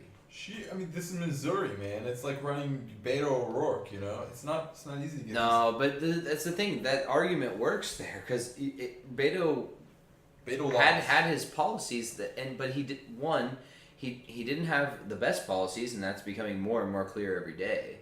But if you can be more like, for instance, like if you're gonna run in like a West Virginia, you're gonna run in Missouri, Arkansas, Georgia, these sorts of more conservative states. Then if you're slightly more conservative on certain issues, then yeah, that's fine. But how you frame a lot of those issues is very important. So you say, my opponent is, he's a small government guy. But he's in favor of letting corporations donate to politicians as much money as they want, so we should get money out of politics. This guy wants big government, or he wants small government. This Republican wants small government, but he's in favor of the government controlling women's bodies. So I'm pro-life, but I think that women should be able to control their own bodies. And you push things like that, and you learn how to message, and then I think you can win those states. It's clear. A lot of if you look at the map, there's a lot of red or likely Republican states that went to the Democrats in the House. I think that's because of changing tides, but those also weren't in like deeply divided states in most cases. In most cases. Those were in cases where the dividing factors were mostly independent voters, like Arizona. I think you look at the polling data. A lot of these quote unquote progressive policies are just popular with people in general. You're talking about economic policies, but social policies I would disagree with. The way you define economic policies though is not. I don't know. Some of them I would consider social policies. Healthcare, I would consider an economic policy. That's minimum wage fair. increase. I would consider an economic policy. Medical marijuana, or marijuana in general. I would say that's kind of in between. Over 50% in favor. That's also not regulations on guns. Just a minimum background check. I know what you're saying. Those two are not the dividing issues in elections, though. Typically. So what? Right now, which ones would you say that are social issues that are divisive? Those two are the top two. Those are divisive, and those. I think honestly, I would argue that abortion is higher. In a lot of places, yeah, probably. That's a big one because a lot of people are one issue. I talked about this with my dad when we did the podcast. A lot of the people are, especially evangelical Christians, would make up over much more than 50% of the United States. I believe it's like 80% of people call themselves, they believe in the God of the Bible, of the people that believe in God. So much over 50% would say they're one issue voters on that. It doesn't matter. They can consider themselves very progressive, but they'll vote for the person who says that they're quote unquote pro-life, even though they're in favor of the death penalty, in favor of legal wars, blah blah blah blah blah. Well, that's a cultural thing. It is, yeah, but I think you have to explain that to people. You have to message. That didn't stop Obama from getting elected. I mean, it hasn't stopped Democrats for a long time from. There's a difference between a national election and a quote unquote local election, or even like a state election. It's kept the Democrats in control of Congress for probably half of the last 20 years. In control of maybe less than half, but the House or the Senate. I mean, it flips back and forth. Anyway, they've been in control, even though, if what you say is true, they've still had control nearly half of the time in either of the. That's fair, but I think the chambers. I think that's. Yeah. I think immigration is another one. Immigration is a social issue that Democrats are actually probably not in sync with the majority of Americans are. What do you think that the majority of Americans think? The majority of Americans, I think, are in favor of DACA, which Democrats are in favor of, but DACA kind of not, but they don't push for it. This is a smaller issue. They gave it up. Than immigration reform in general, where most Democrats would be in favor of quote unquote amnesty, and I think most Americans are actually not in favor of that. You think? I don't know. It depends on what. I can look up Gallup right now. Okay, yeah, I'd like to see that. Democrats as in representatives, or Democrats as in the population? What are you talking about? I'm not talking about Democrats. What I'm talking about the Democratic platform. That's what I'm asking. Is Democrats as in like the platform? You think the majority of Democrats are in favor of amnesty? The candidates have definitely taken a stance. Even Republican candidates have basically said we're not going to deport all these people. I would think that I think some of that rests on messaging, because you have a lot of these far right wing Republican candidates coming out and demonizing these immigrants, and I think it's about how you frame it. And the That's thing true. is that you need to explain that we have like some of the highest vetting in the whole world. Our vetting process is extremely thorough, and also why are people opposed to this sort of immigration? Immigration and amnesty are not the same things. True, but they sometimes go hand in hand. I mean, they're connected in some ways. You don't have amnesty without immigration. You know what I'm saying? What do you mean? You could. Well, they're completely separate things. Okay, without people entering the country. Most- the country. What? Go ahead. Say No, what were you saying? I was just saying you. What do you mean amnesty? You mean amnesty for people coming into the country? So those are. Amnesty means that people who have done something illegal or against the law are forgiven for their actions. Then I definitely don't think that the majority of. It depends on what. Several Democratic candidates and several Republican candidates have suggested that. But also, okay, go ahead. Sorry, I didn't mean to cut you off. Have suggested that for people who came here illegally, either that they would give them a pathway to citizenship, which would be considered amnesty for the violation of immigration law, or that they would not try to deport them, basically ignoring existing immigration law. Okay, well that's fair, but I think that's the thing is you need to argue about what is the amnesty over, because I think a lot of people are misinformed by to go back to the H.W. Bush thing. This is not him, but it's people supporting his candidacy ran the famous advertisement that basically was saying that his opponent was in favor of amnesty for these illegal immigrants and was basically in favor of letting murderers stay in the country. But I don't think anyone's in favor of that. And my argument would be for entering the country illegally because of the way that our borders work, and clearly we just did it with the migrant caravan. We're letting them through slowly on purpose so we can We're deny letting the people who basically have valid refugee we're processing them super slowly. All those people, we don't know if they have valid refugee claims or not. We're processing 40 people the a ones day. the ones who don't claim that they have a valid refugee claim, don't claim that they have a fear for their life, are not being allowed in. But that's the thing. I'm okay with if you don't have a valid claim to refugee status, that's okay. But the way we're processing them is making it a much more difficult situation. And we're not seeing those people as much. The Trump administration is clearly doing this on purpose to make these people fired up. But on the other hand, the United States immigration system is not built to have 900 asylum officials sitting at the border waiting for the caravans are artificial creations that have just popped up in the last year. Why are they artificial? What do you mean they're artificial? Because it's not natural that you have thousands of people claiming asylum status at the Tijuana border every day. But it's the reality of the situation that the Earth has created. Not even just America. It's not the Earth is created. It's socially created. They've created this idea that they come here to get. I get the idea of the caravan, but this is socially created. Central America has been in turmoil for decades. They've all of a sudden started coming in. Yeah, I think it's both. But I agree with you that the idea, of course that's a socially constructed thing, but the reason that it's doing that is for the safety of a lot of those people. The caravans. Yeah, that's what I'm saying. So what the U.S. should do is to react in time to that. We have a huge government. We have a lot of money, and I don't think we should necessarily. I'm not saying waste a bunch of money doing this, but you can react to those things. But here's the problem. There's people who are claiming refugee status. Our southern border is not the only one where people claim refugee status. There are people coming from Syria. There are people coming from Yemen. There are people coming from China. They come at all different borders. They need to have. Why should people who come from Central America by land get faster processing? I agree with you that Trump is interfering with the process. Yeah. But I'm saying that if you're talking about diverting the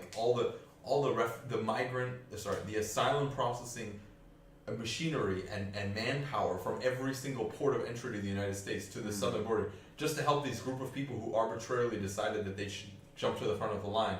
I don't agree with that. That's not what I'm arguing. I would agree with you. I don't think, but I think what we can do in turn is because we have people that are unemployed, we have people that have bad jobs, like, and a lot of very conservative people may not want to hear this, but like, expand, make more government jobs, create jobs for those people, and say, okay, we're gonna like help to process these people better. And I'm not saying that by processing them you let them through. I'm okay with rejecting them.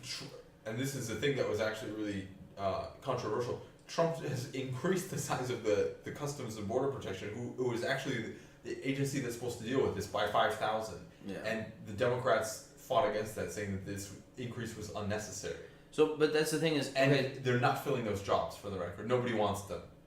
but what are those jobs in terms? What are those jobs straight up like people that help process There's all those kinds cases? of different jobs. I'm So not that's- sure.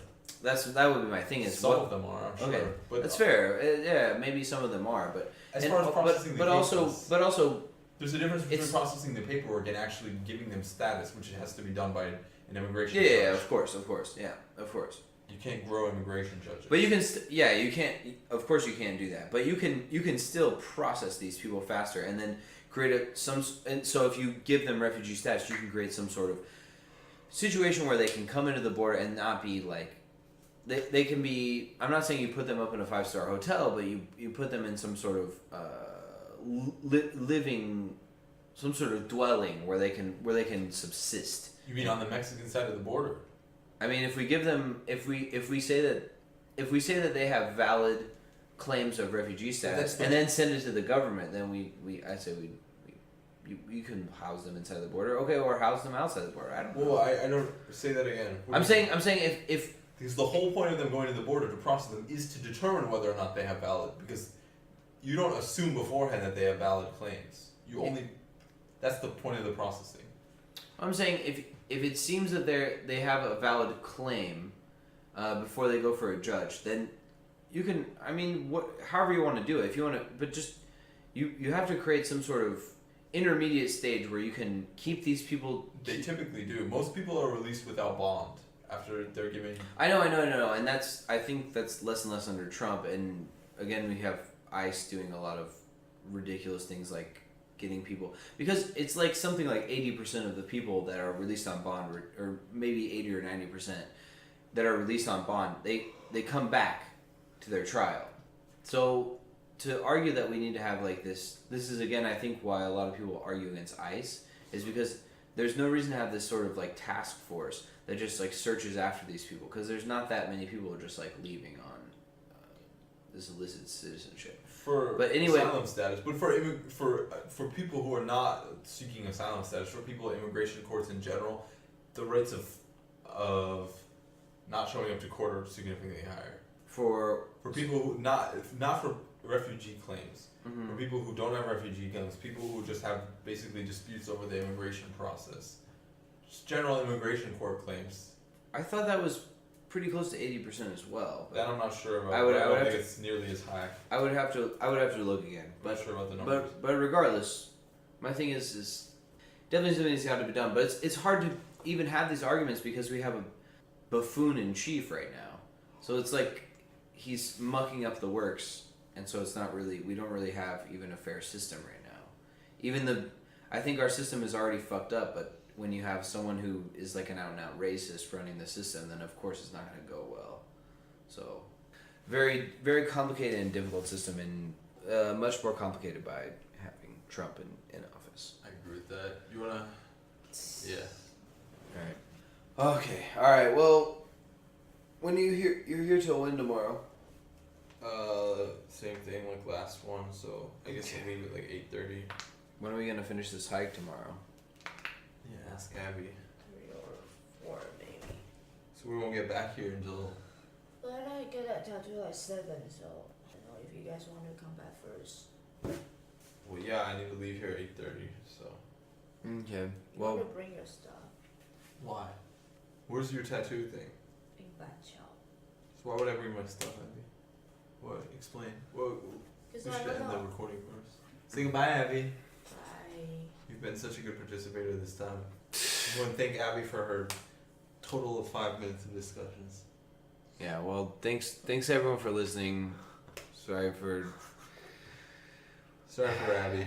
there's 3 of us on this podcast. We're trying to improve her. Some of you may know that she talked more than she's talked in a lot of them, so we'll give her that I'll credit. give her But 2 fingers of applause. she's golf clap. She's getting better. Everyone encourage Abby online to talk more. I know people have gotten on to us about maybe our criticisms of Abby, but yeah, encourage her to talk more. Yeah, just post comments saying Abby talk more. Yeah, everyone hashtag Abby talk more. Talks. No, Abby talk more. Oh. Hashtag toxic Abby. Hashtag yeah, toxic Abby. Hashtag Abby needs a safe space. Her safe space is the shower, Jordan. Get at us. Yeah, exactly. Abby. I get first shower. But anyway, everyone like, comment, subscribe, all that business. But hit us up and also reply and let Abby know that she needs to talk more. Hashtag toxic Abby. We appreciate you all listening to this 2-hour podcast of us trying to get Abby to talk. We love you guys, and the thing that we love pretty much more than anything, you guys know what that is. That's freedom, baby.